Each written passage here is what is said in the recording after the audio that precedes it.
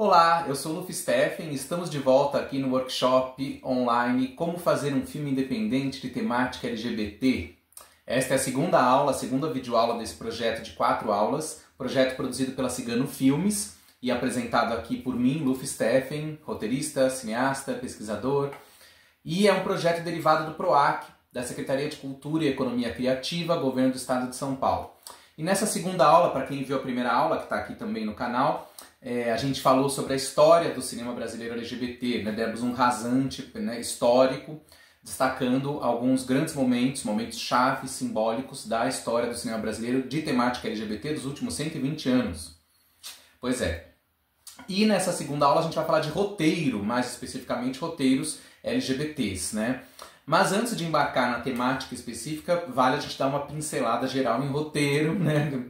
Essa peça tão fundamental para fazer-se um bom filme. Há quem diga, né, tem aquela famosa frase, se você tem um bom roteiro, você pode fazer um bom filme ou um mau filme. Agora, se você tem um mau roteiro, você vai obrigatoriamente fazer um mau filme, né? Há quem diga que é assim. Não sei. De qualquer forma, para roteiro, a primeira coisa que a gente pensa em roteiro é... A gente aprende a fazer roteiro, né? Como é que eu aprendo a fazer um roteiro? Bom, então... São duas questões aí que eu já diria de cara, né? Primeiro, que a escrita não se aprende propriamente, né? Porque você tem, né, às vezes uma vocação, um talento para escrever, ou não tem, né? É difícil você aprender a ter um talento. Você tem o dom ou não tem. Tem gente que tem o dom da escrita, né? Isso para qualquer escrita, né? Seja a escrita jornalística, né? Poesia, literatura, livros jornalísticos, roteiro de cinema, texto de teatro, texto para televisão, né, cada coisa é um pouco diferente da outra, né, ou muito diferente, para não dizer. Então, assim, existe o talento da escrita, né, e isso não tem como se ensinar, né. Agora, o que a gente pode aprender é a detectar como que seria um roteiro interessante para uma obra audiovisual, para uma peça audiovisual, vamos chamar assim, e sempre levando em conta qual o objetivo daquela obra, né. É que, geralmente, a gente vive uma época em que, às vezes, as pessoas dirigem os próprios roteiros, né? Então, aí fica mais fácil, digamos, o trabalho do roteirista, porque o roteirista é o próprio diretor, né? Então, quando ele está escrevendo, ele já sabe o que ele vai fazer com aquilo quando ele for dirigir aquele roteiro que ele ou ela, né, estão escrevendo naquele momento. É diferente quando você é um roteirista, né? Uma pessoa que escreve para outras pessoas filmarem, né? Então, também aí a gente tem Tem dois caminhos, né? Você pode ser alguém que escreve e dirige seus próprios roteiros, ou alguém que escreve para outra pessoa dirigir, né? Para outras pessoas, né? Então, assim, é complexo, né? E eu acho que o roteiro você não se ensina como se faz um bom roteiro, né? A gente tem dezenas de cursos de roteiro, livros que ensinam como escrever bons roteiros, mas eu sou meio avesso a essas fórmulas. Eu acho que é meio... É uma questão, é muito questionável, uma questão questionável. Por quê? Porque um roteiro é uma coisa muito abstrata, né? Então, por exemplo, um livro de roteiro que eu gosto muito e que fala isso que eu acabei de falar, que o roteiro é uma coisa abstrata, subjetiva, apesar de existir supostamente uma técnica para roteiro audiovisual, mas um livro que eu gosto muito é esse livro aqui, Manual de Roteiro, ou Manuel, o primo pobre dos manuais de cinema e TV, que foi escrito pelo Leandro Saraiva e Newton Canito, com a apresentação do Fernando Meirelles, e lançado já faz algum tempo, tá? É antigo esse livro, pela Conrad Editora, em 2004, 20 anos atrás. Mas eu gosto muito desse livro, eu acho um manual de roteiro bem enxuto, não é chato, pelo contrário, é gostoso de ler, e eu concordo muito com o que eles falam, o Leandro Saraiva e o Newton Canito. Várias coisas aqui fazem sentido para mim, como, por exemplo, essa questão deles falarem que não existe uma regra de como fazer um bom roteiro, porque roteiro não é receita de bolo, né? E também não existe como você vai definir um bom roteiro a partir de um filme que... né? Eles citam até o exemplo de Cidadão Kane, por exemplo, né? Cidadão Kane, considerado por muitos o melhor filme de todos os tempos, ou um dos melhores, e aí eles perguntam, e o roteiro de Cidadão Kane? Alguém já parou para analisar aquele roteiro? Né? Quer dizer, se fosse hoje, aquele roteiro não passaria numa banca examinadora, não sei o quê, porque é um roteiro completamente estranho. Então, o que eu estou querendo dizer? Que é muito subjetivo isso, né? Quando você está criando uma obra artística, é subjetivo, não tem jeito, né?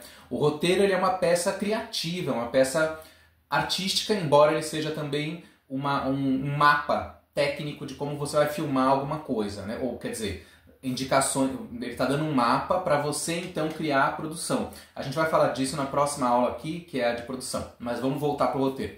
Então o roteiro ele não deixa de ser uma peça artística, tanto é assim que vários roteiros foram lançados em livro e as pessoas leem, e muitas vezes é uma leitura muito agradável. E isso é o que eu ia falar agora sobre livros de roteiro.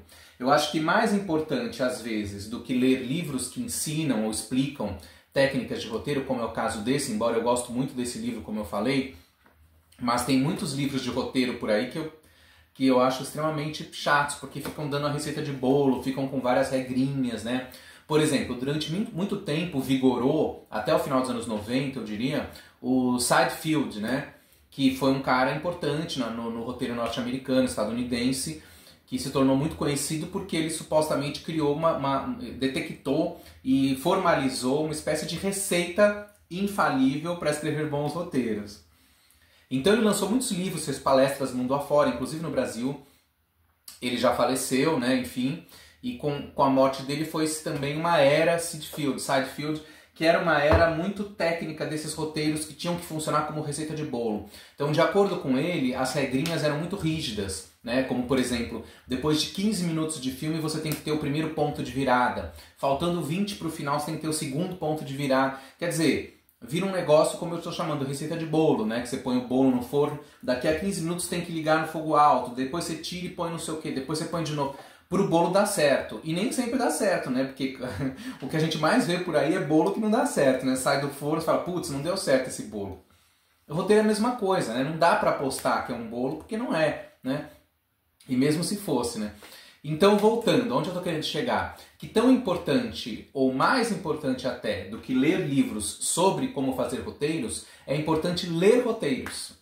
E ver filmes, né? De preferência fazer esse tipo de experiência periodicamente, de assistir um filme, até um filme que você já conhece, e ler o roteiro na sequência, se você tiver acesso ao roteiro, né? Muitos foram lançados em livro, alguns estão na internet em PDF, às vezes se são filmes estrangeiros, provavelmente vão estar em inglês, mas enfim, para quem está mais familiarizado com inglês, com certa desenvoltura, dá para ver o filme, você já conhece o filme, né? Aí você lê o roteiro em inglês, depois volta para o filme, é um exercício interessante, né?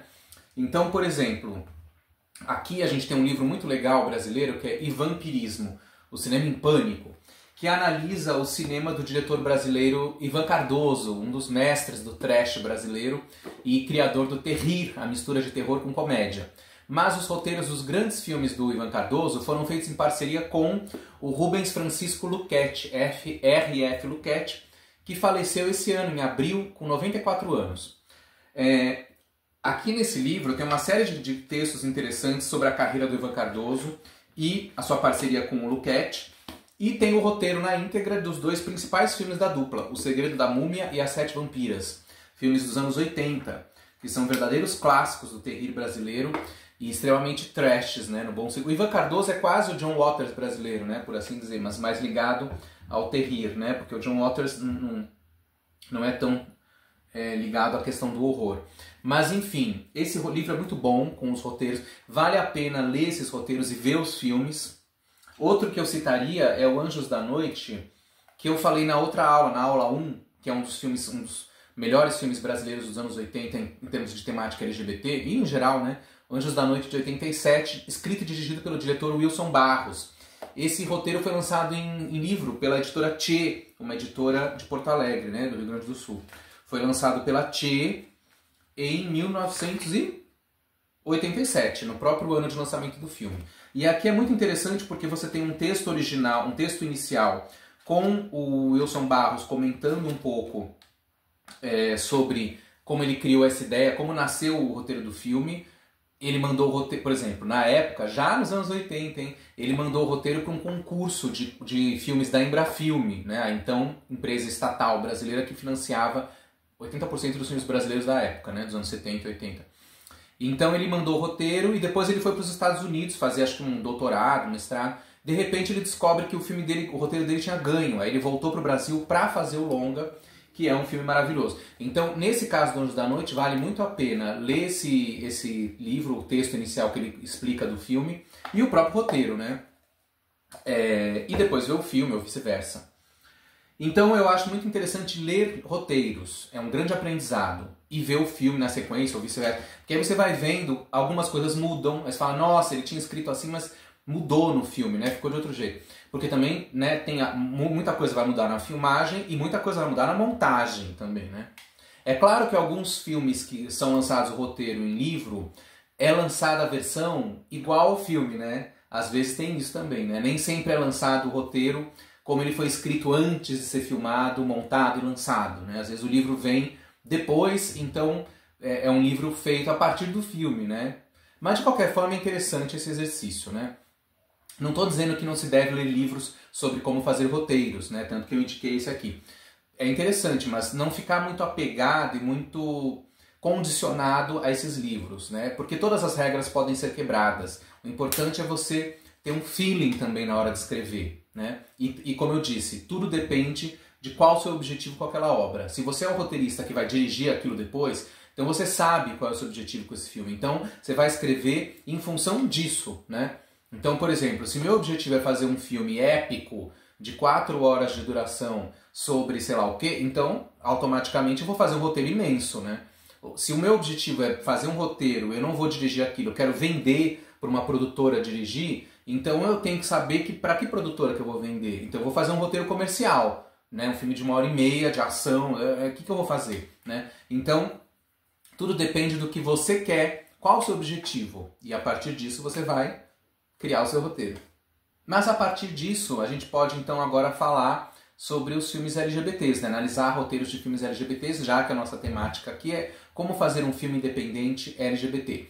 Então, eu resolvi falar de alguns filmes que têm um caráter um pouco independente, em alguns casos, ou muito independente, e não falar muito de produções que têm, digamos, um certo background financeiro melhor, e que, portanto, não são tão independentes assim, né? E para falar de uma forma mais direta sobre os independentes, dentro de uma realidade que eu conheço, eu achei interessante falar dos documentários, que são documentários que eu citei na aula passada, na primeira aula, e que são documentários brasileiros de temática LGBT, longas metragens, todos produzidos nos últimos 15 anos, isto é, de 2009 para cá. Então vamos começar com, dois deles que são, digamos, os abre-alas dessa safra, que são Desi Croquettes e Meu Amigo Cláudia. Dois filmes interessantíssimos. O Desi Croquettes, dirigido pela Tatiana Issa e Rafael Alvarez, é uma produção independente, né? Apesar que depois entrou o Canal Brasil como coprodutor e tal, foi distribuído pela Imovision, mas é um filme que começou na raça dos dois diretores. Eles ficaram anos, né, coletando depoimentos, coletando material de arquivo. Quando o filme finalmente ficou pronto em 2009, ele já tinha um apoio mais consistente. Mas de qualquer forma ele tem um pique independente. E o que a gente vê no roteiro do Desi Croquettes, quando você analisa o filme e vê o filme? A gente vê duas coisas que a gente pode destacar que saltam aos olhos. Primeiro, o documentário usa um sistema hoje muito em alta, já há algum tempo, né? Que é o chamado esquema das cabeças falantes, talking heads. O que são as talking heads, cabeças falantes? Cabeças falantes. Então, o que são esses documentários? Documentário talking heads é aquela coisa básica que a gente vê muito na televisão também, em documentários de televisão, programas de televisão, e é uma coisa que se espalhou no cinema documental mundial, né? Que é essa coisa da pessoa falar, as pessoas dão depoimentos para o filme, dentro daquele tema que o filme está tratando, né? E ficam, né, são filmadas, nem sempre é corpo inteiro, quase sempre é, né? Então por isso cabeças falantes, porque fica cabeças falantes, né? E esses depoimentos são mesclados, costurados com material de arquivo, materiais extras que tem a ver com a temática daquele filme, lógico. Então assim é Desi Croquettes, ele usa o sistema Talking Heads, né? Eles entrevistaram dezenas de pessoas ligadas ao grupo Desi Croquettes, incluindo os, na época, 5 sobreviventes do Desi Croquettes, porque os Desi Croquettes originais eram 13 integrantes, né? Quando foi feito esse filme, só tinha 5 vivos, agora são 4, porque um já faleceu de lá pra cá. Mas enfim, então eles entrevistam várias pessoas e vão mesclando esses depoimentos, criando uma costura oral, um jogral, um coral, com o material de arquivo dos próprios Desi Croquettes e coisas correlatas. Muito que bem. Além disso, a Tatiana Issa, principalmente, ela usa uma estratégia que é mesclar tudo isso com as lembranças dela própria. Por quê? Porque ela, quando criança, o pai dela, já falecido também, o Américo Issa, trabalhou com os Dizzy Croquettes, fazendo cenários, figurinos, trabalhando nos bastidores. Então ela criança, chegou a frequentar as coxias dos teatros e tal. Então ela abre e fecha o filme um pouco com essas lembranças autobiográficas, né? Então também tem essa estrutura nesse roteiro. E por fim, uma outra coisa interessante que é bem típica de roteiro, que eu acredito que pode ter sido na montagem. Por quê? Porque isso é uma outra coisa que eu já vou falar agora. Roteiro de documentário muitas vezes é diferente do roteiro de ficção, claro. Né? Um roteiro de ficção, espera-se que você vai escrever o roteiro e vai estar tudo ali. Por quê? Porque não existe uma coisa prévia. Você está escrevendo do zero, né? Você cria uma história, né? Então você põe tudo aquilo no roteiro. A partir daquela história que você inventou, ou adaptou de um livro, enfim, whatever, você tem um roteiro, aí a produção vai olhar aquilo, né? Pegar aquilo para criar como que vamos produzir isso, como que a gente vai concretizar o que está aqui nesse roteiro e transformar em audiovisual, né? E aí vai para produção, filmagem. Tá. O roteiro de documentário pode ser feito assim também. Eu nunca fiz meus documentários desse jeito e aposto que grande parte desses documentários que a gente está falando aqui também não. Como que a gente faz então, geralmente? Você tem um roteiro de filmagem, mais ou menos o que você vai perguntar. Claro, você tem roteiro de perguntas para os entrevistados, você tem um roteiro de pesquisa de coisas, de imagens que você quer ter, sons, imagens, falando. Mas para valer, o filme vai ser definido enquanto roteiro, enquanto narrativa, na montagem. Porque é na montagem que você vai ter na mão o material. Você fala, bom, tenho isso, o que eu faço com isso? Né? É quase como você, de novo, a referência da comida, né? Você vai, abre o armário e você tem X ingredientes. Então você vai fazer um prato com aquilo que você tem. Por quê? Porque você não vai sair comprando mais ingredientes. Ah, mas eu posso sair para comprar. Tá bom, mas nesse dia você não pode sair. Você está trancado, você tem que fazer a comida com o que está ali. Então é mais ou menos isso, né? Mas de qualquer forma, os Dizzy Croquettes, então, tem uma coisa interessante da estrutura que é eles vão narrando, explicando o Dizzy Croquettes, a história do grupo, e também definindo desses 13 integrantes quem era a mãe do grupo, porque tinha, né? Quem era o pai do grupo, quem era a filhinha, quem era não sei o quê. Essas brincadeiras que os próprios Dizzys faziam com eles próprios. Então, a partir disso, vai apresentando os personagens e narrando a trajetória do grupo. Então, eu acredito, não sei, que essa estratégia de mostrar o grupo dessa forma foi criada na montagem do documentário, né? E não antes, né? Mas não sei também, posso estar errado. No caso do meu amigo Cláudia, o filme do Dácio Pinheiro sobre a Cláudia Wonder, a estrutura é bem semelhante também. Talking heads, cabeças falantes e material de arquivo, né? E aí, no caso, a gente tem o quê? Na montagem também, muita coisa é diferente. Por exemplo, o Dizzy Croquettes tem uma montagem visual, né, que tem a ver com a estética do próprio grupo, né? E aqui o meu amigo Cláudia também, ele vai usar uma montagem com uma estética e um tratamento visual, gráfico, que tem a ver com o universo da Cláudia, que tinha a ver com o punk rock, com os fanzines dos anos 80, que é um universo bastante diferente do Dizzy Croquettes, embora tenha algumas semelhanças, né? Mas em termos de roteiro, o meu amigo Cláudia também foi um filme que, assim como o Dizzy Croquettes, o Dácio levou anos filmando, coletando material, gravando com a Cláudia em vários momentos dela e coletando materiais. Então, quando o filme ficou pronto em 2009, ele era um resultado de anos de trabalho, assim como o Dizzy Croquettes, né? E por isso mesmo que eu acho que são filmes que o roteiro deles foi definido na montagem e não antes, né? Depois a gente pode analisar, por exemplo, o Lampião da Esquina, o documentário da Lívia Pérez sobre o Lampião da Esquina, o famoso jornal gay brasileiro, o primeiro jornal oficialmente gay do Brasil. Aqui também a gente tem o mesmo sistema, cabeças falantes misturadas com material de arquivo sobre o Lampião da Esquina. E que cabeças falantes são essas? Alguns dos sobreviventes do Lampião também, porque vários já tinham morrido ou falecido, né? Enfim, já não estavam mais aqui. Então ela conseguiu entrevistar vários integrantes do Lampião da Esquina, originais, para falar um pouco dessa jornada. E vai mesclando com materiais de arquivo, com elementos derivados da época, com coisas que tinham a ver com esse universo deles. Também nesse caso me parece que não havia um roteiro prévio, e sim um roteiro de filmagem. Depois o filme o roteiro foi a montagem, né? Mas finalmente, 2 longas que eu posso afirmar que o roteiro foi feito na montagem. Por quê? Porque eu que dirigi os filmes, né? Então vamos lá. A Volta da Paulicéia Desvairada, meu primeiro documentário, meu primeiro longa-metragem, foi feito em 2012. Então, como que era? Tinha roteiro? Não, não tinha. Por quê? O que eu fazia? Eu e a minha equipe, né? A gente tinha um roteiro de filmagem, né? Como o nosso objetivo era registrar a noite LGBT paulistana daquele momento, in loco, ou seja, a gente nunca gravava nada dentro da casa das pessoas, no ambiente doméstico. O filme todo foi gravado nas ruas, nas portas de bares e boates, dentro de bares e boates, casas noturnas LGBTs da cidade de São Paulo, naquele momento de março de 2012. A gente ficou um mês, né, madrugadas afora, nossa equipe, nossa mini equipe, por isso que era um filme independente, era uma equipe super enxuta, era eu e mais 5 pessoas, né, então era um filme independente, bastante independente. E aí a gente captava o que acontecia nas ruas, falava com as pessoas, entrevistava alguns personagens, né? Entrevistava figuras famosas dessa noite, DJs, promoters, jornalistas, frequentadores, né? Pescava pessoas que estavam lá dando pinta, a gente chamava para falar. E assim a gente foi coletando material. E ao mesmo tempo a gente tinha 2 unidades de câmera, né? A câmera principal, da Thaisa Oliveira, que ficava comigo entrevistando pessoas, e a segunda unidade, que era a câmera do Bruno Risas, que ficava perambulando, pegando imagens, flashes, captando flagras dessa noite. Então a gente foi coletando esse material. Então vejam, a gente tinha um roteiro de filmagem, a gente sabia que em cada dia a gente ia em tal lugar, no outro dia a gente ia em tal lugar, no outro tal. É isso que a gente sabia, mas só. O resto a gente não sabia o que aconteceu, o que apareceu, o que a gente ia conseguir pegar, né?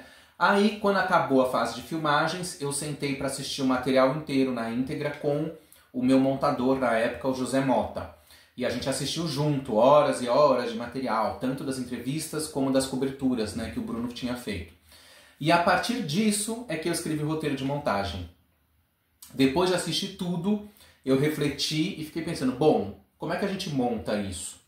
E assim surgiu o roteiro, a partir do material que eu tinha. Por isso que eu fiz essa comparação com os ingredientes no armário, né, da comida. Eu abro o armário, o que eu tenho? Eu tenho isso. Agora faz uma sopa com isso. Não pode ter outra coisa, é só aquilo. Então no caso do Paulicéia Desvairada foi bem assim. Eu não ia filmar mais nada, eu não ia captar mais nada. A proposta era a gente fazer aquilo durante um mês. Acabou, a equipe foi dispensada e eu tinha que montar com aquilo que a gente captou. Ponto. Né? E no caso do Paulicéia Desvairada, não tinha material de arquivo. A gente não ia usar material de arquivo. Por quê? Porque não tinha arquivo. Porque na verdade era um filme sobre a noite daquele momento. Então não tem arquivo. Então o filme todo é material nosso, é imagem que a gente captou, na rua, como eu disse. E aí a partir disso eu escrevi o roteiro, sabendo o que eu tinha, e aí criei esse roteiro que faz uma linha cronológica na semana. Então começa com a noite de segunda-feira, o que tem de LGBT na noite em São Paulo na segunda-feira, e na terça, e na quarta, até completar o domingo, uma semana. Mas ao mesmo tempo, o filme tem que dar a ideia como se passasse uma noite só. Né? Então a gente começa com coisas, com bares, tipo esquenta da noite, e vai terminar com imagens da noite já amanhecendo. Né? Então a ideia era também criar essa ideia de uma noite só na vida LGBT da cidade de São Paulo. Mas na verdade a gente está falando de uma semana, né? Coisas que acontecem ao longo da semana, o que aconteciam naquele momento. Né? Então a partir disso a gente foi montar o filme. E aí, né, o filme se fez na montagem, o roteiro se fez na montagem. O mesmo aconteceu com o São Paulo em Hi-Fi, meu segundo longa, meu segundo documentário, e que dessa vez sim teria material histórico, porque é um filme que fala sobre a noite LGBT paulistana dos anos 60, 70 e 80. Então aí já tinha 2 diferenças básicas em relação ao outro filme. Primeiro, a gente entrevistava as pessoas nas casas delas, né? Por quê? Sobreviventes daquela noite antiga. Então são pessoas já com uma certa idade, às vezes até bastante idosas. Então cada uma era entrevistada no seu lar, no seu ambiente, no seu habitat, né, na sua casa, rememorando coisas. E a outra diferença tinha material de arquivo, tinha que ter, porque elas iam falar de coisas do passado. E onde estavam essas coisas? Então, a gente fez, como que eu fiz o filme? Primeiro eu fiz uma pesquisa enorme sobre o período, sobre as coisas do período, listando também possíveis personagens, quem estava vivo, quem não estava, quem dava para entrevistar, quem não dava, etc., e fui criando então uma preparação de roteiro de filmagem de novo, né? Então, tal e tal dia a gente vai nessa casa entrevistar essas pessoas. No outro dia a gente vai fazer isso, né? E fomos entrevistando as pessoas. Ao mesmo tempo, eu ia pesquisando em acervos de jornais, revistas, acervos domésticos de pessoas que tinham coisas guardadas, coisas, materiais, fotos, matérias de jornal, de revista, tentando encontrar vídeos ou filmes, alguma coisa que pudesse rechear esse depoimento, né, esses depoimentos. Então fui criando, coletando esse material. Quando a gente acabou de gravar os depoimentos, o montador era o mesmo, José Mota. Aí a gente foi lá e fez como tínhamos feito no Pauliceia. Assistimos todos os depoimentos de cabo a rabo, horas e horas e horas. Aí, né, marcando as partes principais, os momentos mais contundentes de cada depoimento e como que a gente, né, o que a gente tinha de cada pessoa. Feito isso, eu criei um roteiro de montagem. Falei, bom, então como é que vai ser esse filme? Aí, para mim, a minha escolha natural foi fazer na ordem cronológica também. Porque como era uma história que nunca tinha sido contada, as pessoas não conheciam as informações, grosso modo, né? Então, para não deixar embaralhado, eu preferi contar de uma forma didática, na ordem cronológica dos acontecimentos. Então, começamos com as pessoas falando de coisas do final da década de 50, começo de 60, sobre a noite LGBT e os primeiros personagens desse cenário. E assim a gente foi indo, década de 60, 70, 80, e o filme termina na virada dos 80 para os 90, quando esse período, essa era de ouro da noite LGBT, termina com o advento da AIDS, né, que foi a primeira fase da AIDS, que foi uma devastação mundial, mas no Brasil também, principalmente em São Paulo, entre os anos de 85, 91, 92, foi o pior período, né, da síndrome no Brasil. Então, isso também, eu detectei isso vendo o material, né, isso não estava na minha cabeça antes. E quando a gente viu o material, a gente entendeu que aquela noite que a gente falava, essa era de ouro do glamour na noite LGBT paulistana, ela começa no comecinho dos 60 e ela vai terminar nessa virada para os 90, porque aí sai de cena toda uma geração, ou porque morreu vitimada pela AIDS, ou porque fugiu, se isolou, envelheceu, e vem uma nova geração, que é a geração Clubber, né, que já é outro filme que eu quero fazer, inclusive as pessoas me cobram isso. Vou fazer. Mas o São Paulo em Rafael terminava ali. Então essa constatação do arco da história veio assistindo o material bruto que a gente tinha. E aí eu criei o roteiro de montagem. Aí a gente foi montando a partir disso, sabendo que o filme ia ter esse arco, né? É como se a noite LGBT paulistana nesse período fosse um personagem, uma entidade. Então ela nasce ali na virada dos 50 para os 60, cresce, explode nos anos 70, se fortalece nos 80, mas nos mesmos 80 ela é atravessada pela AIDS e acaba saindo de cena na virada para os 90. Então a gente deu para perceber esse arco dramático do personagem noite LGBT paulistana daquele período. E assim o roteiro de montagem foi feito. Então vejam que nesses dois casos dos meus filmes, dos meus dois docs, os exemplos que eu dei, eu posso afirmar, os outros eu não sei, eu estou supondo, mas os meus eu posso afirmar. Não houve roteiro antes, tinha um roteiro de produção, de filmagem, mas o roteiro de montagem que vai criar o filme em termos de narrativa, eu fiz depois de ver todo o material coletado. Então esse foi o meu sistema. Quem quiser me siga, mas é claro que isso é livre, né? Essa foi a minha opção. Inclusive no meu quarto longa-metragem, e que é também meu terceiro doc, Uma Breve História da Imprensa LGBT+, no Brasil, que está estourando aí, chegando, eu usei o mesmo esquema dos outros dois. Entrevistei as pessoas, né, coletei material de arquivo e na hora de montar eu fui ver como é que a gente montava isso. Aí a montadora dessa vez já não é mais José Mota, é a Marina Franzolin.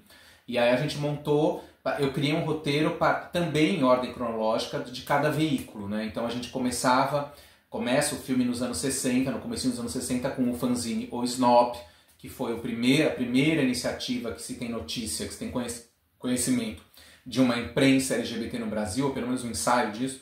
E o filme vai indo, passando por cada jornal, fanzine, revista, até chegar na era da internet, que é o momento de hoje, e chegar num certo impasse, que é o momento que a gente tá, porque essa história não terminou, né? Então o filme tem esse arco também. Os depoimentos vão sendo mostrados em ordem cronológica, e recheados de material de arquivo. Mas no Breve História tem uma diferença que eu fiz em relação aos meus outros dois longas.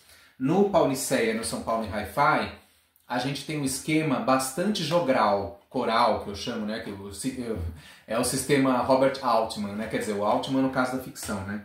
Mas, claro, já misturando documentário com ficção, quem acompanha o trabalho do Robert Altman, né? Grande cineasta americano já falecido, ou conhece os filmes ou vai conhecer, O Altman se notabilizou por quase todos os filmes, não todos, né, mas muitos filmes dele, talvez os mais marcantes, usam o sistema, são filmes de ficção, mas ele usa a narrativa chamada coral, ou seja, várias tramas e subtramas que vão se costurando, ou mesmo independentes, do início ao fim do filme. Então são filmes episódicos com o chamado multiplot, né? Ou seja, vários plots, várias tramas acontecendo, e nem sempre tem uma trama principal, às vezes até tem, mas às vezes nem tem. São várias tramas em pé de igualdade, né? Você vê isso em filmes como obras-primas dele, como MASH, de 1970, né? MASH, Nashville, de 76, Cerimônia de Casamento, de 78, Shortcuts, em 93, Prêt-à-Porter, de 94, até Assassinato em Gosford Park, de 99, 2000, 2001, nunca lembro o ano desse filme. Tem uma narrativa um pouco mais organizada de começo, meio e fim, mas ela também tem o esquema de multiplot, né? Então o Altman foi um consagrado, um grande diretor do chamado multiplot, né? E por que o multiplot, por que eu comparei esses meus dois com o multiplot? Porque no multiplot os personagens vão e vêm, né? As histórias, você vai voltando para cada história, você vai acompanhando todas simultaneamente. Tem um pedaço de uma pessoa, depois de outra, depois volta, né? E você vai acompanhando todos do início ao fim, né? Aqui é a mesma coisa. Eu tenho personagens aqui no Paulicéia e no São Paulo Hi-Fi que vão e voltam, vão e vêm, aparecem, voltam, acontecem. Por isso que é uma estrutura meio multiplot de documentário. Já no meu novo longa, o Breve História, não é assim. Por quê? Porque os personagens aparecem, falam o que tem para falar e somem, eles não voltam depois. Com raríssimas exceções. Tem alguns que aparecem no início e no fechamento, mas no geral são personagens que aparecem, dão o seu recado, falam o que tem que falar e não aparecem mais no filme. Então a gente vai passando por esses personagens. Então é um pouco diferente, né? Também é um sistema que pode ser feito, né? Isso tudo para falar de documentários que tem um tom mais jornalístico, vamos dizer assim, ou talvez até didático ou educativo, né? No bom sentido dessas palavras, né? Mas também você pode fazer um documentário que eu chamo de documentário poético, documentário solto, mais sinestésico, documentários mais piradões, que são documentários que abandonam, não, que eles não usam essa narrativa mais estruturada, e sim uma coisa mais, né, uma coisa mais solta, né, por isso que eu chamei de piradão, né, os documentários mais poéticos, né. Então a gente tem grandes documentários que são assim, né, por exemplo, o trabalho do Joel Pizzini, que costuma ser, ele usa documentários mais nessa linha, né, documentários mais soltos, né, que sem uma preocupação cronológica, narrativa, de uma estrutura com começo, meio e fim, né. São espasmos, né, poéticos sobre o tema ou o personagem que ele está investigando ali. Então, de novo, tudo depende de qual o seu objetivo com aquele filme. Enfim, gente, agora eu não quero me alongar muito e também não quero entrar na parte de ficção, porque a ficção ela é muito mais subjetiva ainda do que os documentários podem ser ou são, né? Então eu nem vou entrar nesse mérito. O meu terceiro longa-metragem é o meu primeiro longa de ficção, Nós Somos o Amanhã, que eu falei na primeira aula, que está rodando em festivais e mostras. É um caso muito específico, então não sei se serve muito como exemplo. Eu escrevi a primeira versão do roteiro em 2002, e de lá pra cá eu fui mexendo no roteiro, depois parava, guardava, mexia, voltava, ia e vinha, até que em 2017, ou seja, 15 anos depois do roteiro original, da primeira versão do roteiro, eu deixei o roteiro, revisitei e falei, bom, agora vai ser assim. E aí consegui começar a produção, em 2018 o filme foi filmado, em 19, 20 ficou parado, daí 21, 22 finalizamos e o ano passado ele ficou pronto e começou a rodar. É um filme de ficção, muito baseado nas minhas memórias, é um filme musical, que também é uma outra estrutura, né? Musical é outra coisa. Então eu diria que um filme de ficção é muito subjetivo, né? É muito abstrato, eu acho que a ficção ela deve ser muito mais solta, né? Penso eu, até do que os documentários, se bem que o documentário também, né? Então nem vou me mergulhar muito na parte de ficção. Mas para finalizar, já que a gente está falando de cinema LGBT, deixo aqui essa dica. O livro O Cinema que Ousa Dizer Seu Nome, publicado pela editora Geostre em 2016, de autoria de Luf Steffen, eu mesmo. Pois é, esse livro que eu fiz é um livro muito legal, onde eu entrevistei 24 cineastas brasileiros que fazem recorrentemente filmes de temática LGBT, cineastas todos do século XXI, ou seja, é uma galera que começou a fazer curtas no comecinho dos anos 2000 ou finalzinho dos anos 90, né, como é o meu caso e alguns outros mais. Mas a maioria começa suas carreiras a partir de 2005 em diante, né? E aí no livro cada um fala sobre os seus filmes, sobre como criou, concebeu os roteiros, produção, filmagem. Então aqui também, ao ler essas entrevistas, tem coisas bem interessantes de roteiro que saltam aos olhos, né? Vale a pena ler e também ver os filmes que eles comentam aqui, que são muitas vezes curtas, alguns longas também. Então o Cinema que Ousa Dizer Seu Nome, uma coletânea de entrevistas com realizadores brasileiros do século XXI, que recorrentemente fazem filmes de temática LGBT. Então acaba sendo interessante também para essa questão de roteiro.